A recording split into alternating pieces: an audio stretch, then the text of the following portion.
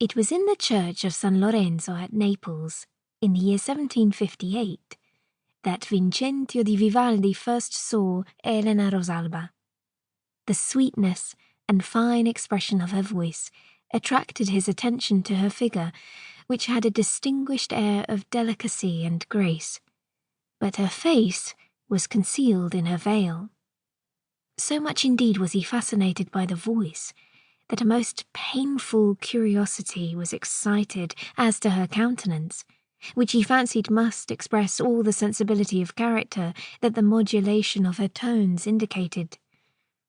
He listened to their exquisite expression with a rapt attention, and hardly withdrew his eyes from her person till the matin service had concluded,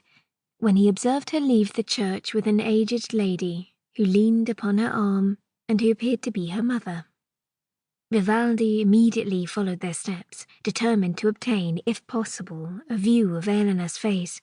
and to observe the home to which she should retire.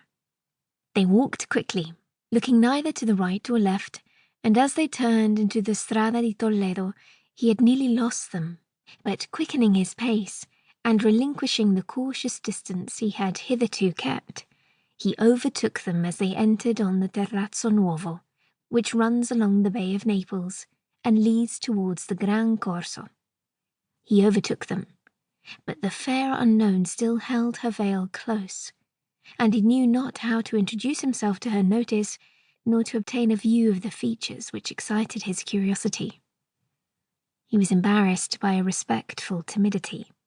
that mingled with his admiration, and which kept him silent, notwithstanding his wish to speak. In descending the last steps of the terrazzo, however, the foot of the elder lady faltered, and, while Vivaldi hastened to assist her, the breeze from the water caught the veil, which Ellena had no longer a hand sufficiently disengaged to confine, and, wafting it partially aside, disclosed to him a countenance more touchingly beautiful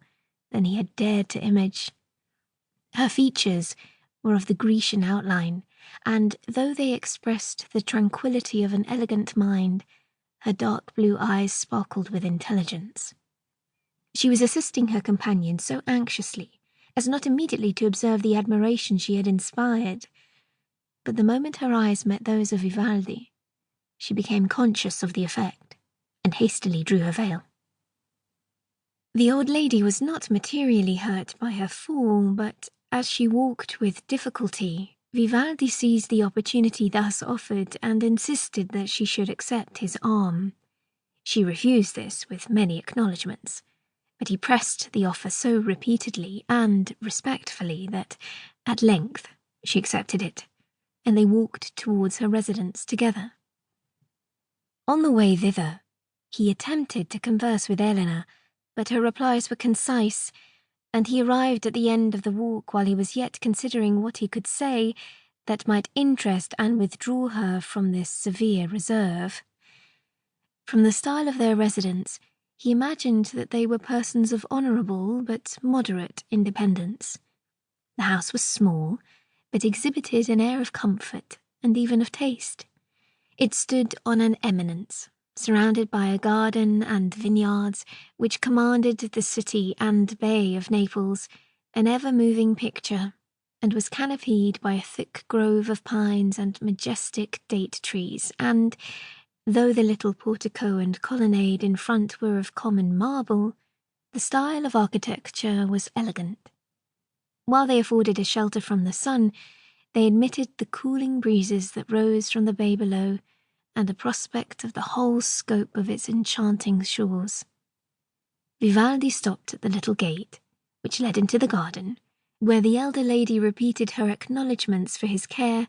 but did not invite him to enter, and he, trembling with anxiety and sinking with disappointment, remained for a moment gazing upon Ellena, unable to take leave, yet irresolute what to say that might prolong the interview, till the old lady again bade him good day.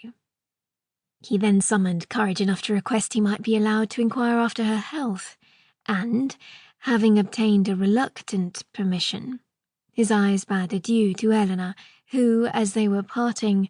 ventured to thank him for the care he had taken of her aunt.